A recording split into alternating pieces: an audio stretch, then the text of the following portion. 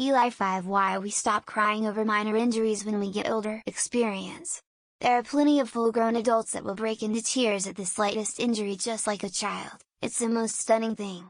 Most people however experience injuries throughout their lives as they grow up, and the human brain has evolved to filter unimportant events. To a young child, that pain is shocking, it's a novel concept they can barely comprehend. To an older, business as usual sucked. Not to mention the fact that what is to an adult a slight whack can be to a small child a full-strength body smash. You get accustomed to it. A paper cut used to make me cry as a kid. Why? Because it was the first time I got it. When you don't know what pain feels like on certain parts of your body, and you feel it, it hurts like hell. But when you experience it several times, you grow accustomed to that particular kind of pain, and it just becomes a nuisance. If anything, you realize more and more just how fragile we human beings are. The slightest accident can send us to the hospital, or the grave. So your perspective on a pain changes with experience dealing with pain over time. I think half of the pain of an injury is the fear and shock that this might forever be a life-changing injury. At 5 years old the pain of a bruise is shocking, and the kid could be afraid that they don't like that feeling and want it to go away. At 15 you know it is temporary and will be gone in a few minutes or a day. There is no shock, no fear, just unpleasantness. If you have an adult with an injury that looks bad, or permanent, like a limp at an impossible angle, you will see some good old-fashioned childlike bawling. 2 childbirths and Pitocin without pain relief here, and I do cry or have a reaction when I stub my toe or something. It just doesn't happen as much. Toddlers falling or stumbling or walking into stuff a lot. I get why he gets annoyed more. Because it hurts more to fall on any that is already hurting from the last fall. Also, there is definitely a difference in how individual children process this, and I think we do have to help the individual get through that rather than expecting small developing children to conform. Small children haven't yet racked up much life experiences. So when something bad causes them hurt, they feel as though it was the worst thing that happened to them, because it's quite literally maybe the worst thing that happened to them. So they cry. As they get older and gain more experience, they are able to parse out which experience is really bad and what's not worth crying over. Karens, however, are a curious animal. They are unable to evolve beyond childhood, so they cry over just about everything. I don't think it's correct, but my favorite explanation I ever saw was this. When you're a baby, literally every inconvenience you feel is the worst thing you've ever felt in your life. You're 2 and you fall and scrape your knee, it's the worst pain you can ever remember feeling. What is this horrible pain? Why is my life consumed by this pain? By the time you're older, most people have been through some shit. You know that there's a lot worse out there. So it takes more to get a reaction, because that may be the worst pain they've felt, so they cry in proportion to the pain. An adult likely has experienced greater pain than a paper cut or even a broken bone, so they understand it's not the end of the world. Essentially it's whatever thoughts you have towards the pain. Adults just have more experience and thus more positive thoughts to anchor to. Some adults dismiss their emotions entirely and stuff it all down. I think the proper response to a bruise is, "Fuck, I'll be alright." Children are still learning societal norms. They make a big deal out of everything and gauge the responses from different people. If you and all the other adults teach the children that wearing shoes in the house is a cardinal sin and one of the worst things in the world, they'll likely treat it as such. When they want to piss someone off, they'll think, what's the worst I can do? Wear shoes in the house. How you respond to them in the environment around you is how they learn to act. Everything in life is a subjective experience. When you are young, you likely haven't experienced much pain. That hangnail, that bump or bruise or scrape will rank pretty high on the worst pain experienced in their life. When you're older you may have broken bones, been hit by a baseball, fallen off a bike, been in a fight, had an appendicitis, gotten kicked in the balls, given birth, etc. So what was once one of the worst pains you've ever experienced, no longer seems quite so bad. I think it's that little kids live in the now, and when they get hurt or scared it's all they can focus on. They have a more direct connection to their emotions. As far as they know, they may be hurting like this forever. They're also better at asking for help and comfort than many adults are. We spend 12 years in school partly to learn to regulate our emotions because we need to be able to do so in the adult world. But little kids are free to be just the way they are emotionally. A lot of the times, kids cry because they're scared. They didn't expect to fall and the event itself was very scary for them. Add onto that the little pain from a skinned knee or bonked elbow and it's a perfect storm for crying. When adults run their shin into the coffee table, yeah, we're startled, but it's not a scary event for us. Plus there's some research that says cussing actually helps you feel better, so it may be that damn it that keeps us from going over the edge. It's worth keeping in mind that kids' brains are not just small adult brains. Everything about how they process the world is different. In How to Change Your Mind, one of the scientists that Michael Pollan talks to mentions that kids' brains are basically on a psychedelic trip. So basically falling and getting hurt is the beginning of a bad trip for that kid. Honestly, if you frame young kids' behavior as psychedelic trips, lots of weird things they do make more sense. Lol. A few reasons.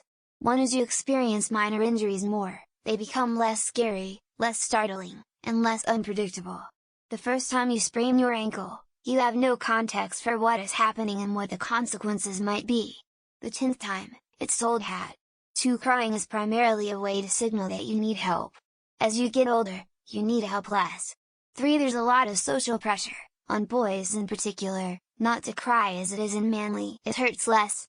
As you get older, nerve endings in your body begin to slow down and die. Texas 20 U20 age 2C 20 year 20 brain, as 20 nerve 20 cells 20 break 20 down. Food tastes different to children, which is why they like things like Kraft mac and cheese and candy but cannot stand a coffee-crusted steak. The steak is too bitter for them to possibly enjoy. The same goes for other physical sensations. Once you are older and able to think more rationally, you realize that crying does not solve any problems. I may still scream if, for example, something heavy falls on my foot, or if I break a bone, but after that initial outburst I don't feel any urge to cry. I recall that crying due to pain stopped more or less in my late teens. The only things that can make me cry now are situations involving extreme emotions. Sometimes you just have to let it out. Never thought about this. I clearly remember crying because my legs hurt due to growing pains as a young teen. The next time was during the birth of my sons. The next time was from an infected tooth. The next was when the ex left. In fact, there have been a lot of emotional crying in the last 10 years or so. The only physical pain I cried about since I was a child was tooth pain. None of the broken bones made me even tear up. That's so weird. When you were a little kid, that bump or bruise was literally the worst pain that had happened to you in your entire life. So of course that's how you responded. Toddlers especially cry at the drop of a hat because even minor inconveniences are new to them and they don't know how to handle it yet. As an adult, you've experienced pain and inconvenience a bunch of times in your life, so it doesn't bother you as much as you used to. As a newborn, slight discomfort is literally the worst pain you've felt in your life. This trend continues. As a child, a light fall is the worst pain you felt, then a broken bone, then act. By the time you're an adult you have felt usually far more pain, so a small cut is nothing. Also, you learn around 10 to 12 that crying won't help you, so you stop doing that, as opposed to a child where crying brings attention. I took a child development psychology class and the professor said that young children don't really know how to regulate or control their emotions. Their only way of expressing their emotions are to cry. So even if they're scared, happy, worried, or sad, they'll cry. As we grow, our brain develops. We learn over time that there are other ways to express our emotions, therefore lessening the need to cry over everything. I definitely still screamed when I got stung by a giant red wasp in the Ozarks a couple years ago. But perhaps it was my instincts kicking in because I have never experienced pain like that or a sting from something that big. My entire arm below my elbow went numb and my forearm was black and blue for a few days afterwards, and I still have a little scar, but I broke my hand and my only urge was to walk it off. My sister worked at an orphanage in rural Mexico for 6 months. She said none of the kids cried. Crying is a way for kids to get attention for something. It is a learned behavior. At the orphanage, there were too many kids and not enough caretakers to go around. The kids learned from an early age that crying got them nothing. So they would fall, and even if they got a bad cut or hurt themselves, they didn't cry. As we get older, there is a part of our brain that develops more, which houses our executive functions. One of those functions is emotional regulation and self-soothing. We gain the ability to delay an instant emotional reaction and think on it. There is often no benefit to an emotional outburst for minor injuries, so we choose not to, thanks to that part of the brain that slows down reactions like that. In addition to the novelty of a painful occurrence, I recall reading and hearing discussions that infants, maybe even for the first 4 or 5 years, experience a variety of pains more intensely: a sting, a bruise, a scorched finger or tongue. I clearly recall one unexpectedly hot cup of cocoa 70 years ago. Spicy foods are hotter to a 2 or 3 years.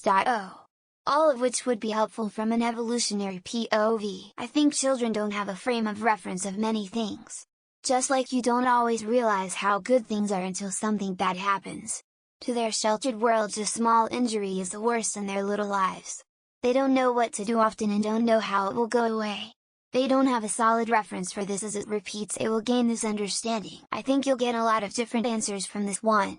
The way I understand it is it's because kids are experiencing everything for the first time. So what might be mild inconvenient pain from a paper cut for an adult is a new sharp pain with scary blood for a little kid. Kids are also learning how to react, and when they don't know how to deal with things they get upset and cry. Experience.